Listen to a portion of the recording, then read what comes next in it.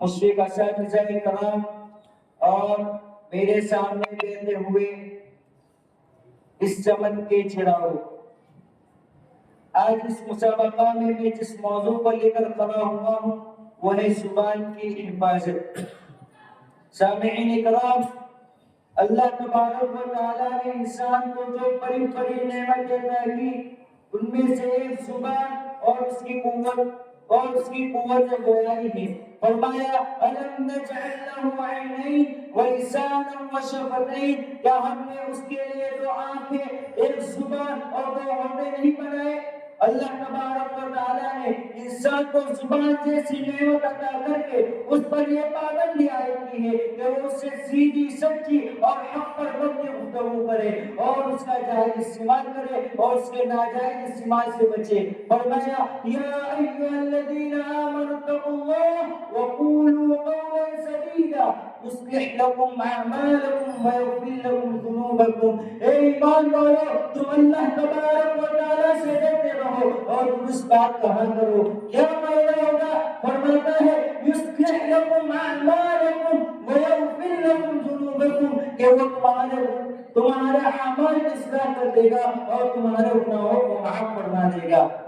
اسی طرح حضرت ابو ہریرہ رضی اللہ عنہ بیان کرتے ہیں کہ اللہ کے رسول صلی اللہ علیہ وسلم نے ارشاد فرمایا من کان یؤمن باللہ والیوم الآخر فلیقل خیرا او لیصمت، کہ جو شخص اللہ اور یوم آخرت پر ایمان رکھتا ہو تو اسے چاہیے کہ وہ اپنی زبان سے صرف خیر ہی کی گفتگو کرے ورنہ خاموش رہے۔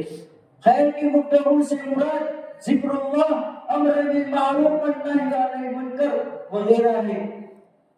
انسان کو چاہیے کہ وہ اپنی زبان سے صرف سیدھی سچی اور برحق گفتگو کرے، کیونکہ انسان کی زبان سے نکلنے والا ایک لفظ اہمیت رکھتا ہے۔ چنانچہ نبی کریم صلی اللہ علیہ وسلم اس کے اہمیت کو واضح کرتے ہوئے ارشاد فرماتے ہیں ان العبد لا يتكلم بالكلمة من رضوان اللہ، کہ ایک بندہ اللہ تبارک و تعالیٰ کو راضی کرنے والا ایک کلمہ کہتا ہے لا يلقي لها بالا، جس کی وہ کوئی خاص پرواہ بھی نہیں کرتا، اس کو پتہ بھی نہیں ہوتا کہ اس سے ایسا کلمہ کہا ہے جس سے اللہ تبارک و تعالیٰ راضی ہو سکتا ہے، لیکن اس کی وجہ سے اللہ تبارک و تعالیٰ یرفع اللہ بها درجات، اللہ تبارک و تعالیٰ اس کے درجات کو بلند کر دیتا ہے۔ پھر آگے اللہ کے رسول صلی اللہ علیہ وسلم ارشاد فرماتے ہیں وَإِنَّ الْعَبْدَ لَا يَتَكَلَّمُ بِالْكَلِمَةِ مِنْ سَخَطِ اللَّهِ، کہ بندہ اللہ تبارک و تعالیٰ کو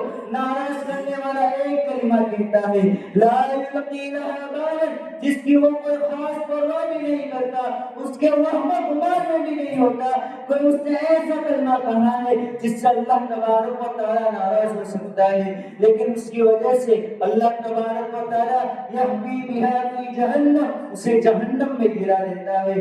اس لیے انسان کو چاہیے کہ وہ اپنی زبان سے صرف پاکیزہ کلمات بولے، ورنہ اس کے لیے خاموشی میں ہی نجات اور خیر ہے۔ جیسا کہ حضرت عبداللہ بن عمر رضی اللہ عنہ بیان کرتے ہیں کہ اللہ کے رسول صلی اللہ علیہ وسلم نے ارشاد فرمایا من صمت نجا، جو شخص خاموش رہا وہ نجات پا گیا۔ اگر آپ بھی نجات پانا چاہتے ہو تو اپنی زبانوں سے سیدھی سچی اور برحق گفتگو کیا کرو، اپنی زبانوں سے بےہودہ ناحق اور فضول گفتگو نہ کیا کرو۔ سامعین کرام،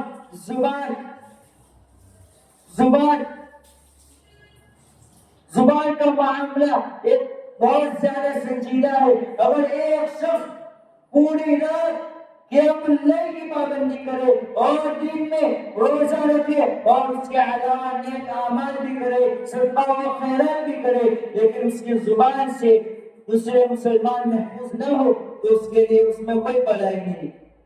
جیسا کہ حضرت ابو ہریرہ رضی اللہ عنہ بیان کرتے ہیں کہ اللہ کے رسول صلی اللہ علیہ وسلم کو بتلایا گیا کہ ایک عورت رات کو قیام اللیل کرتی ہے اور دن میں روزہ رکھتی ہے اور غیر نیک اعمال بھی کرتی ہے، پھر فرمایا کہ وہ اپنی زبان سے اپنے پڑوسیوں کو نقصان بھی پہنچاتی ہے، تو اللہ کے رسول صلی اللہ علیہ وسلم نے فرمایا لا خیر فیہا، اس میں اس کے لیے کوئی بھلائی نہیں، ہی من اہل جہنم، ہی من اہل النار، وہ جہنم والوں میں سے ہے۔ پھر آپ کو دوسرے عورت کے بارے میں بتایا گیا کہ وہ فرائض کی پابندی کرتی ہے اور پنیر کے ٹکڑوں کے ذریعے صدقہ و خیرات بھی کرتی ہے، تو اللہ کے رسول صلی اللہ علیہ وسلم نے فرمایا ہی من اہل الجنہ، وہ جنت والوں میں سے ہے۔ لہٰذا میرے بھائیوں اپنی زبان کی حفاظت کرو، زبان پر کنٹرول کرو، کیونکہ زیادہ نیکی کرنے کے باوجود بھی یہ عورت جہنم میں چلی گئی۔ وجہ کیا بنی؟ اس کی زبان۔ کم نیکیاں کرنے کے باوجود ایک عورت جنت میں چلی گئی، وجہ کیا بنی؟ کہ وہ اپنی زبان سے کسی کو ایذا نہیں پہنچاتی۔ لہٰذا ہمیں اپنی زبان پر کنٹرول کرنا چاہیے اور اس کی حفاظت کرنا چاہیے۔ اللہ تبارک و تعالیٰ سے دعا ہے کہ اللہ تبارک و تعالیٰ ہمیں اپنی زبان کی حفاظت کرنے کی توفیق عطا فرمائے اور اس سے صحیح، سچی اور درست گفتگو کرنے کی توفیق عطا فرمائے اور ناجائز استعمال سے بچائے۔ آمین۔ وآخر دعوانا الحمد للہ رب العالمین۔ السلام علیکم ورحمۃ اللہ وبرکاتہ۔